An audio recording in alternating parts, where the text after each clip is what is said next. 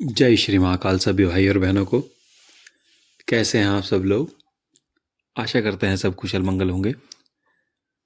हमारी यही मनोकामना है, प्रभु भोलेनाथ की कृपा आप पर सदैव बनी रहे। तो आज की इस वीडियो में हम चर्चा करेंगे नवम भाव में यानी कि 9वें भाव में सूर्य क्या फल देता है, शुभ और अशुभ फल क्या सूर्य के होते हैं। नवम भाव में आमतौर पर देखा गया कि सूर्य बहुत अच्छा होता है, लेकिन अगर शुभ प्रभाव की बात करें तो देखिए मेष, मिथुन, सिंह, तुला, धनु और मकर लगन में जो है आमतौर पर ये उच्च होता है, उच्च का होता है और जो है उसके प्रभाव स्वरूप ऐसा जातक उच्च उच्च शिक्षा प्राप्त करता है। ऐसा जातक बहुत ही भाग्यशाली होगा, बहुत धर्मपरायण होगा, बहुत परोपकारी होगा और धर्म के कार्य में, धर्म कर्म के कार्य में बहुत आगे बढ़ चढ़ कर भाव लेगा। ऐसा बढ़ चढ़ के भाव लेगा कि कह लीजिए कि जितने भी धर्म संस्थान होते हैं, मंदिर हो गए, धर्मशालाएं होगी, जितनी भी है उसमें नेतृत्व करेगा और उसमें प्रबंधक जो होते हैं वो भी 9वें घर के जो हैं सूर्य वाले होते हैं मैक्सिमम। उनकी सारी मैनेजमेंट और उनका सारा जो फंड्स वगैरह वही सब देखते हैं। ऐसा जातक इसी चक्कर में जो है धार्मिक कार्य में बहुत ज़्यादा बढ़ चढ़ के भाव लेते हैं और जो है ऐसे जातक धार्मिक स्थलों की भी यात्राएं करते रहते हैं, मतलब कि तीर्थ स्थानों की जो है ये यात्राएं करते रहते हैं, सह परिवार भी करते हैं, अकेले भी करेंगे और बहुत परोपकारी तो बताए ही हम आपको। और काफ़ी अच्छे उच्च पद पे प्रतिष्ठित होते हैं। अगर ये जॉब कर रहे हैं तो काफ़ी अच्छे जो है पद पे इन्हें बहुत अच्छी जो है पोस्ट मिलती है इनके, बहुत ही दीर्घायु होते हैं। और ऐसा जो जातक होता है जिसके 9 भाव में सूर्य शुभ फल दे रहा है वो तो खुद तो दीर्घायु होगा ही और उसका पूरा परिवार दीर्घायु होता है और पूरा परिवार परोपकारी होगा आमतौर पर देखा गया है। और ये जो जातक होता है अपने परिवार पे जान देने वाला होता है, मतलब अपने परिवार पे जान न्यौछावर कर दे, इतना प्रेम करने वाला होता है। ये जातक की वजह से इसके माता पिता भी बहुत सुखी होते हैं। ये जो होता है परिवारजनों का जो पोषक होता है, उनका जो है पूरी देखरेख करने वाला होगा, माता पिता का बहुत जबरदस्त सेवक होगा ऐसा जातक। और ऐसे में अगर मंगल या गुरु ग्रह जो आदि ग्रह हैं इनका योग भी बन रहा हो या फिर दृष्टि पड़ रही हो, शुभ दृष्टि पड़ रही हो, तो ऐसा जातक बहुत ही अच्छा वैद्य या डॉक्टर आदि कार्य में सफल होता है। ऐसा जातक बहुत बढ़िया डॉक्टर बनेगा अगर उसके नवम ग्रह पर उनकी दृष्टि पड़ रही है या फिर युति बन रही हो मंगल की या गुरु की। इन्हें सरकारी क्षेत्रों में बड़ा लाभ प्राप्त होता है। ये बहुत अच्छे कॉन्ट्रैक्टर भी बन सकते हैं, बहुत बड़े कॉन्ट्रैक्टर भी बन सकते हैं। इन्हें बहुत ज़्यादा लाभ प्राप्त होता है सरकारी क्षेत्र में।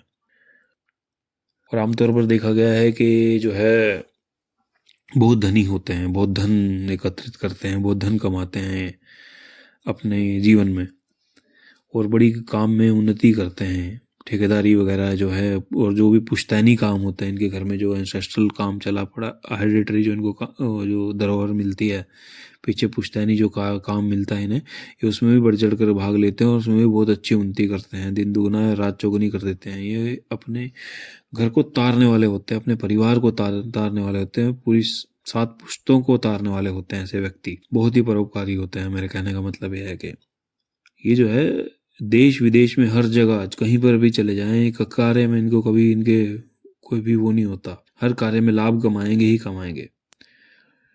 और इसके अलावा कर्क और वृश्चिक लगन के जातक होते हैं उन्हें मिश्रित फल प्राप्त होते हैं। मिश्रित फल मतलब कि ना वो शुभ और अशुभ दोनों देंगे, ना वो ज़्यादा शुभ होगा ना अशुभ होगा, मिले जुले फल होते हैं।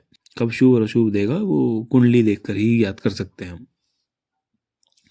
तो आइए अब हम चर्चा करते हैं अशुभ सूर्य की। कि देखिए कन्या, कुंभ व मीन लगन के जातकों में नवम भाव में सूर्य यदि शनि या राहु ऐसे पाप ग्रह से युक्त हो या फिर उनकी दृष्टि इस पर पड़ रही हो तो पिता या भाई जो है, पिता एवं भाई दोनों ही के साथ जातक के संबंध अच्छे नहीं होते।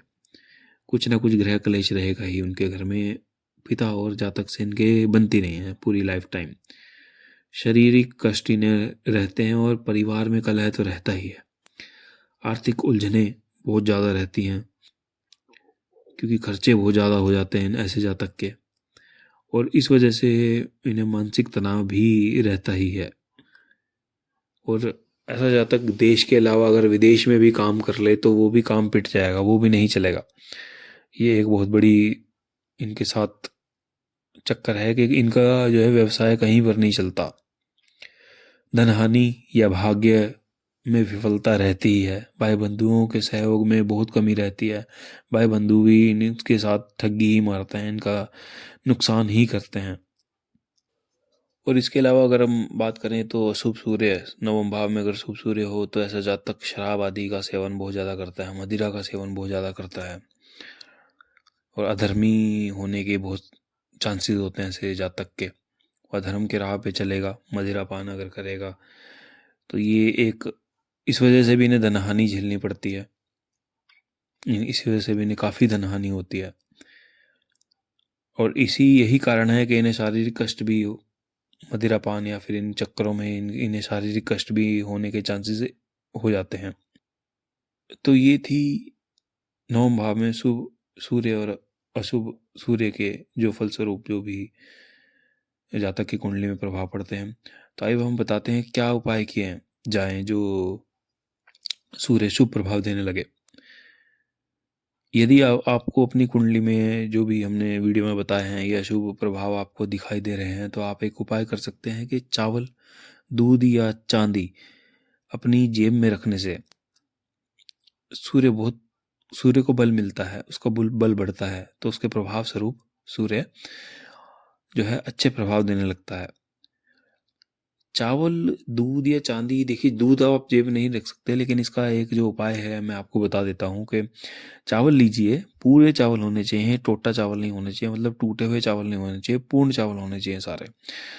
हल्की सी ले लीजिए, थोड़े से चावल ले लीजिए, 5-6 चुटकी, उन्हें दूध में भिगो दीजिए थोड़ी देर के लिए, मतलब ज़्यादा देर नहीं भिगोने हैं, उन्हें नरम नहीं करना है, हमने रहने चाहिए वो सख्त ही। उसके बाद किसी सफ़ेद कपड़े में, सफ़ेद कपड़ा जो है छोटा सा एक वो बना लीजिए पॉकेट सी, सफ़ेद कपड़े में उन चावल को रख के आप पर्स में रख सकते हैं। तो ये भी एक अच्छा उपाय है। और एक और बात करनी है, आपने कभी भी जो है इन वस्तुओं का, चावल, दूध और चांदी जैसी वस्तुओं का दान नहीं लेना है कभी ज़िंदगी में। यदि अगर आप इनका दान लेते हैं तो आपके जीवन में ये जो है तबाही का कारण बन सकते हैं। ये बहुत ज़्यादा आपको जो है इसका ध्यान रखना है। कभी भी फ्री में नहीं लेने हैं, दान तो लेना ही नहीं है आपको इन चीज़ों का, चावल, दूध और चांदी का। और एक और आपको ध्यान रखना है कि आपको शराब का सेवन बहुत कम कर देना है। अगर आप पीते अव्वल तो पीना ही नहीं चाहिए, क्योंकि ये जो है अगर इसमें नवम भाव में अगर सूर्य उच्च का है और अच्छे प्रभाव दे रहा है तो आपने देख ही लिया होगा कि बहुत बहुत अच्छे प्रभाव देता है। यदि अशुभ देने लगेगा तो ग्रह क्लेश रहेगा ही रहेगा, धन नहीं कमा पाएंगे। तो आप कोशिश ये कीजिए कि इसे शुभ का कर लीजिए ताकि आप धनी भी हो सकें, आप अपने माता पिता के सेवक भी बन सकें, आप अपने भाई बंधुओं का सहयोग भी ले सकें। और यदि आप धार्मिक कार्य में हैं, आप धर्म का कार्य बढ़ चढ़ के करते हैं तो समाज में भी आपको बहुत मान सम्मान मिलता है। इसमें बताने की बात तो नहीं है। चलिए ये जो है छोटे से उपाय हैं, कर लीजिएगा। तो ये जो इतने भी हमारी संक्षिप्त में जो हमारा ज्ञान था नवम भाव में सूर्य का शुभ और अशुभ प्रभाव, साथ ही में जो हमने उपाय बताए हैं वो ज़रूर कीजिएगा। हमें पूर्ण विश्वास है कि इससे आपको ज़रूर पॉजिटिव चेंजेस आएंगे इससे आपकी लाइफ में। तो अब हमें आज्ञा दीजिए। यदि हमारी ये वीडियो आपको अच्छी लगी है तो इसे लाइक ज़रूर कीजिएगा और हमारे चैनल को सब्सक्राइब करना मत भूलिएगा। और जो बेल का आइकन है, जो बेल की घंटी है, उसे ज़रूर दबाइएगा ताकि हम जब भी कोई वीडियो नहीं लेकर आएँ तो उसे आपको नोटिफिकेशन मिल जाए। तब हमें आगे दीजिए। जय श्री महाकाल। धन्यवाद।